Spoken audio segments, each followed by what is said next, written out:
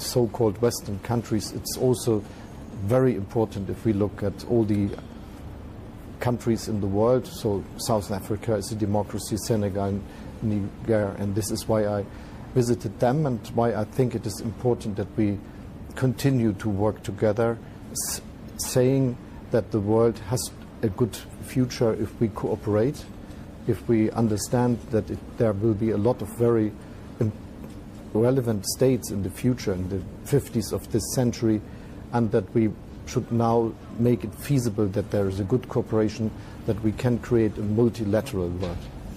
Now, the shadow of the Ukraine conflict looms large here. This is Europe being very much busy with itself. There's a war in Europe.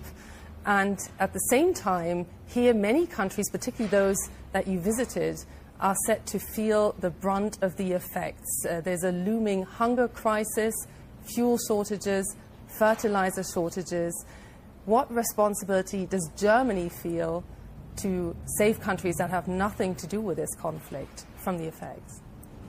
First, Russia invaded Ukraine, started a brutal war against the neighbor country, and so it is important that we stick together to give the Ukraine the chance to defend itself, its integrity, its sovereignty. And this is also important for peace on the globe. We should agree that there should never again be a successful attempt to change borders with force. And this is what Russia is trying to do, and this is why we cannot accept this, and this is why so many countries are supporting Ukraine with financial means, with weapons also, and we developed a sanctions regime against Russia to convince the Russian leadership that they should go away from the war, that they should start negotiations with the Ukraine, and that they withdraw the troops from Ukraine territory where they invaded the country. And on the other hand, it is obvious that a lot of countries are suffering from this war and from the Russian aggression, and this is why we are very decided that we will help the countries that are suffering. This is why we started to cooperate in fighting against all the consequences of having not enough food, of supporting the countries with their own economic difficulties they have. And this is why we also speak about how we can work together in this very difficult crisis. But the best thing to do is ending the war, and if Russia stopped its aggression and would be ready for a peace, this would be the best for the whole globe. What concrete assistance can countries like, for instance, Sudan, Somalia, Niger expect? We are working on supporting the World Food Programme, and we are starting together an initiative against the shortages that are coming up now, and we will work together with the countries on a global level together with the United Nations, and this is what we are trying to convince all other countries that have the means to do so to do together with us. Your Trade Minister, Robert Habeck, also spoke about a US-EU initiative to lower fuel prices worldwide. Can you flesh that out a bit? We will have a very difficult situation if we look at fuel prices. Obviously, this will be not feasible to subsidize them down, and even not on a global level. But it is necessary that we start to increase the supply with gas, with fuel, with all the things to make it feasible for the countries to pay for their bill. So how will you get fuel shortages off the table, reduce prices? We are now discussing with all these countries that are exploring oil and gas and trying to convince them to increase their capacities, so this would help the world market. Now it's 3 months to the day today that Russia invaded Ukraine. You're one of the very few world leaders who actually still have a direct line to Vladimir Putin. Volodymyr Zelensky, Ukraine's president, at the World Economic Forum spoke of Putin's intention to cause maximum damage, the maximum loss of lives. Many people are wondering whether Putin has lost touch with reality. What is your impression when you speak to him? This is a brutal aggression, a very brutal war, and it is really an imperialistic approach. He tries to conquer parts of the territory of his neighbor country, and this is what we will not be able, we will never accept. And this is why it is necessary that we support the Ukraine, as I already mentioned, and that we, on the other hand, talk directly to Putin, saying him that he should stop the war, and that the activity he is starting there, the war, will never have a good outcome for his own country.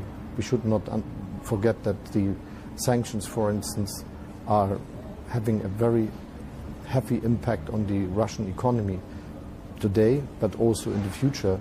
They will go back in their opportunities of economic development for decades, so they will suffer, and they are suffering. And for getting out of this, he has to stop the war. Now, the United Nations says for the first time there's some 100 million people fleeing conflict on the move around the globe. Germany is negotiating also with many countries to take so-called illegal migrants back. What will Germany do? What will you do as G7 presidency to open avenues for legal migration? We have to be aware that there are a lot of people that are in a very desperate situation, that are fleeing from the places they lived because of war, because of a lot of other reasons. And so we have a global responsibility to support the refugees where they are. And this is what we never should forget, that there is a responsibility, not just starting if, for instance, refugees are coming to the Western countries and trying to live there. We also have to do a lot at the places where they live. In most cases, they're just fled to the neighbor country, and this neighbor country needs assistance for being able to cope with the situation. On the other hand, it is obvious that there will be the need for legal ways of migration, for instance, to Europe, and that we have to find a way to cooperate with the countries where the people are looking for the chances to start a better life in European countries, in other countries of the world. And doing this is then also an answer to fight against illegal migration, because this also needs cooperation between the countries, making it feasible that people go back to the country of origin if they cannot stay in the country they wanted to go.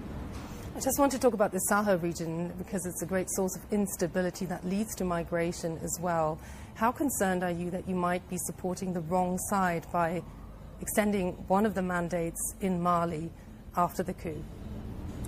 We are supporting the United Nations with their activity in Sahel, and especially in Mali with this so-called MINUSMA mandate. And this is something that is good for stabilization in the region, but we also state very clear that we will never accept a situation where there will be a fight with the support of Russian soldiers in Mali against the people. So it is necessary that they are going back to the path of a democratic perspective. You speak of a special responsibility that you feel for contributing to the future being a multipolar world. How does Germany's, Europe's colonial past shape the way you want to integrate particularly African countries? Germany, but all countries with a colonial past, have to be very honest in admitting that this past is part of their history, and that they have responsibility for better relations with the countries, for instance, in Africa. And doing this is also the basis for a good relationship in the future.